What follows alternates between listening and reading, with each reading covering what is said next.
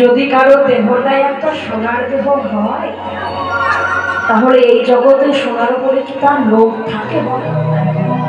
সে জানে তো আমার দেহটাই সোনার।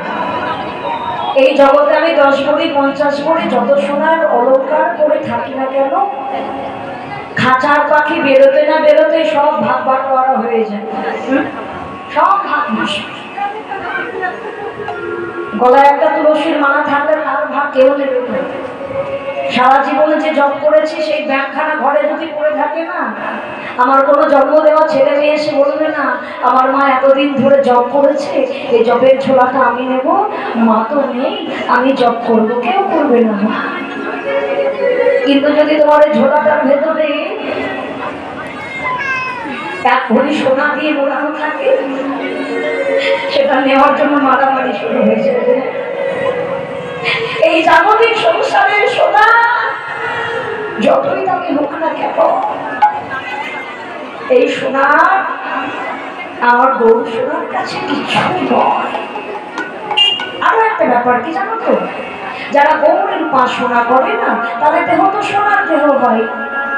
আচ্ছা মা, এই জগতে সোনা আমাকে মুড়িয়ে রাখলে আমি সোনা হব না, কিন্তু যদি কখনো সোনার মানুষের সঙ্গ পাও, সোনার মানুষের সঙ্গ পাও, সোনার মানুষ, তাহলে কি হবে জানো? বলি সেও তো সোনা হয়ে যায় গো, সেও তো সোনা হয়ে যায়, বলি সেও তো সোনা হয়ে যায় গো, সেও তো সোনা হয়ে যায় গো। এমন সোনার মানুষকে সোনার মানুষ হয়, গোল্ডের মানুষ হয়, সোনা মানে গোল্ড, গোল্ড মানে সোনা, সোনার মানুষ হয়। হ্যাঁ, দন্তা শয় ওকার দন্তা নয় আকার র নয়, তালেও শয় ওকার দন্তা নয় আকার র।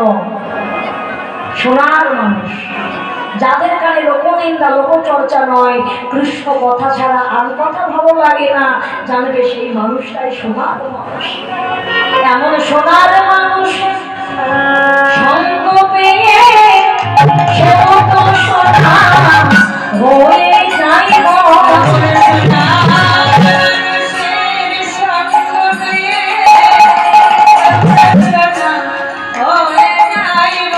সোনার মানুষ সঙ্গ পেয়ে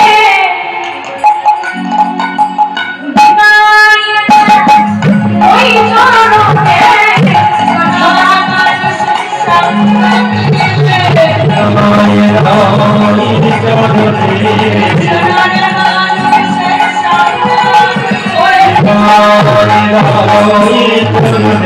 সোনার